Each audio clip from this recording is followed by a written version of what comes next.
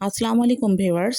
একদিকে ট্রাম্প ও নেতানিয়াহুর ক্রমবর্ধমান মতপার্থক্য, অন্যদিকে পরমাণু অস্ত্রের ভান্ডার বাড়াতে কিম জং উনের সরাসরি নির্দেশ, আরেকদিকে মধ্যপ্রাচ্যের জ্বালানি টার্মিনালে ড্রোন হামলা থেকে শুরু করে ওমান সাগরে মার্কিন যুদ্ধজাহাজকে পিছু হটতে বাধ্য করা।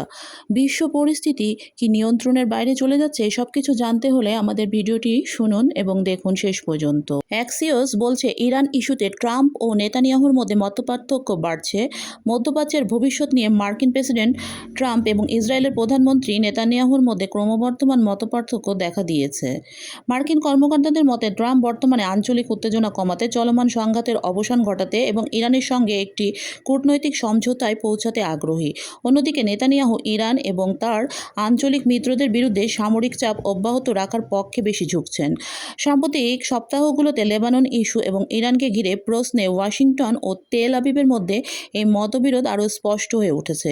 ট্রাম্প প্রশাসন যুদ্ধের পরিবর্তে সমঝোতার পথ খুঁজছে, আর নেতানিয়াহু কূটনৈতিক উদ্যোগের কার্যকারিতা নিয়ে সংশয়ী অবস্থানে রয়েছেন। এদিকে বহু নাটকীয়তার পর বিশ্বকাপ খেলতে যাচ্ছে ইরান। ইরানের জাতীয় ফুটবল দলের বিশ্বকাপ খেলতে মেক্সিকো সফরের জন্য সকল সদস্যের ভিসা প্রক্রিয়া সম্পন্ন হয়েছে। পূর্বনির্ধারিত সূচি অনুযায়ী ইরান দলের বহর রবিবার প্রথম প্রহরের রাত 1:30 মেক্সিকোর টিহুয়ানা শহরে পৌঁছাবে বলে জানিয়েছে তাসনিম নিউজ। আরেকটি খবর, উত্তর কোরিয়ার ইতিহাসে প্রথম ক্লাব হিসেবে এএফসি ওমেন্স চ্যাম্পিয়ন লিগ জয় করার পর দেশটির প্রেসিডেন্ট কিম জং উন নাইকো হিয়াং নারী ফুটবল দলকে স্বাগত জানান। এদিকে প্রেসিডেন্ট কিম জং উন পারমাণবিক অস্ত্রভান্ডার আরও বাড়ানোর নির্দেশও দিয়েছেন।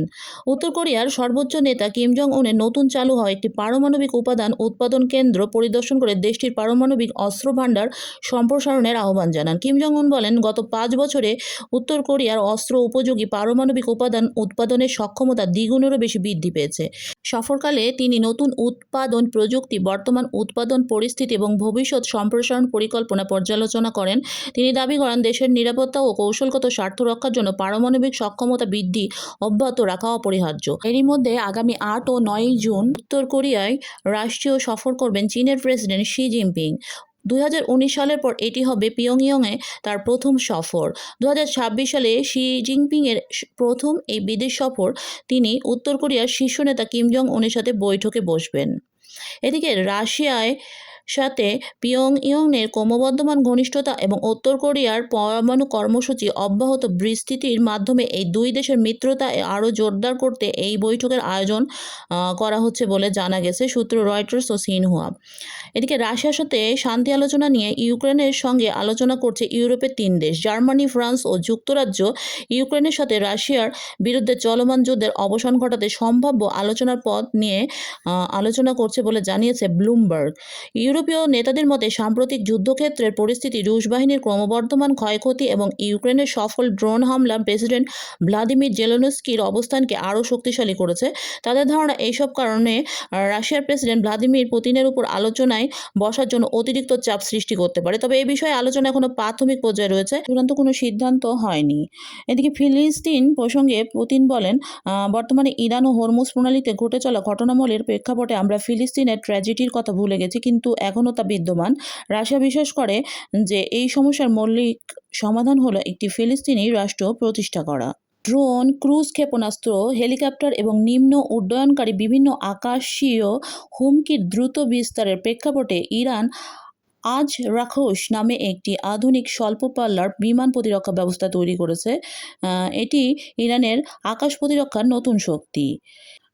আজ আজব সাগরে 2টি শস্যবাহী জাহাজে ইউক্রেনীয় ড্রোন হামলায় প্রায় 5 আজারবাইজানি নাবিক নিহত হয়েছেন। হামলায় নাত্রা নামের একটি জাহাজে 4টি ড্রোন আঘাত হানার পর 2 জন ক্রু নিহত হয়। এছাড়া জিরকন নামের অপর জাহাজটি 3 জন ক্রু নিহত হলে সেটিতেও আগুন ধরে যায়। ক্রুবিহীন অবস্থায় জাহাজটি খবর শুরু করার আগ পর্যন্ত জ্বলছিল। এই হামলায় 21 জন নাবিককে পাশ দিয়ে যাওয়া অন্য জাহাজ উদ্ধার করেছে। জাহাজটি 2টি বিদেশি পতাকাবাহী এবং বেসরকারি আজারবাইজানি ঠিকাদারদের দ্বারা পরিচালিত হচ্ছিল। এগুলো শস্য নেওয়ার জন্য রাশিয়ার একটি বন্দরের দিকে যাচ্ছিল।